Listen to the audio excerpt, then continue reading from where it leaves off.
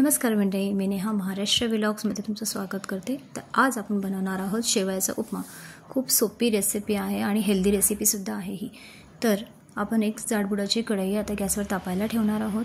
माझ्याकडे अशी बारीक शेवई होती, ती मी घेतलेली आहे। ही खिरीची शेवई आहे। बेसिकली या जाड शेवईचा वापर करतात किंवा काही लोक बारीक शेवईचा पण वापर करतात। ही खीर किंवा उपम्यासाठी वापरली जाते ही शेवई, किंवा याचा गोड शिरा पण करतात। तर आता मी अशा प्रकारची शेवई चांगली तेलावर भाजून घेणार आहे लालसर होईपर्यंत। आता कलर लाल झाला तुम्ही बघू शकता।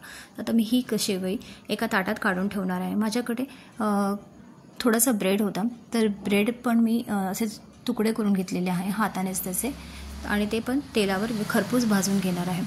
तर तुम्हाला नावावरूनच समजलेलं असेल शेवयाचा उपमा। तर यासाठी मी कांदा बारीक चिरून घेतलेला आहे, हिरवी मिरची, टोमॅटो, शेंगदाणे, कढीपत्ता, फोडणीसाठी सगळं तयारी करून ठेवलेली आहे। आता आपण फोडणीला स्टार्ट करूयात। तर कढईमध्ये मी तेल टाकून मोहरी आणि जिरं टाकून घेणार आहे। कढीपत्ता, हिरवी मिरची आणि कांदा टाकून चांगला कांदा लालसर होईपर्यंत परतून घेणार आहे। त्याच्यात शेंगदाणे ॲड करणार आहे आणि मग आपल्याला टोमॅटो ॲड करून 1-2 मिनटं परतून घ्यायचं आहे आपल्याला याच्या। त्यानंतर चवीप्रमाणे आपण हिंग आणि हळद टाकून परतणार आहोत। मी कांद्यातच थोडंसं मीठ टाकलं होतं मगाशी, तर इथे तुम्ही या स्टेजला आता मीठ टाकून घेतलं तरी चालणार आहे। जी भाजलेली शेवई घेतली होती ती शेवई मी याच्यात परतणार आहे। सोबतच मी चवीसाठी बटाटा टाकलेला आहे। तर हा उकडलेला बटाटा मी इथे वापरलेला आहे।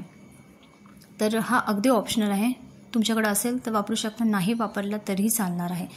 तर अशा प्रकारे थोडासा पाण्याचा चपका मारून मी शेवई थोडीशी शिजवून घेणार आहे वाफेवरच। त्याला वेळ लागत नाही, ही शेवई बारीक असल्यामुळे ही लगेच शिजते, 1-2-3 मिनिटातच शिजते। तर अशा प्रकारे शेवई शिजल्यानंतर मी याच्यामध्ये जो भाजलेला ब्रेड होता तो टाकून 1-2 मिनिटासाठी परत परतून घेणार आहे व्यवस्थित। तर तुम्ही बघू शकता आता माझा ब्रेड पण व्यवस्थित शिजला गेलेला आहे। तर सर्वात शेवटी मी याच्यामध्ये लिंबू पिळून घेणार आहे। चवीप्रमाणे थोडंसं साखर किंचित आणि कोथिंबीर टाकून सगळं जिन्नस एकत्रितरित्या हलवून घेणार आहे। तर अशा प्रकारे माझा शेवयाचा उपमा खाण्यास तयार झालेला आहे। ही खूप हेल्दी रेसिपी आहे आणि खूप छानसुद्धा होतो हा चवीला।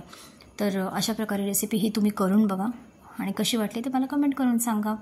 आणि रेसिपी आवडली असेल तर माझ्या चॅनलला नक्कीच सबस्क्राईब करा। Thank you so much.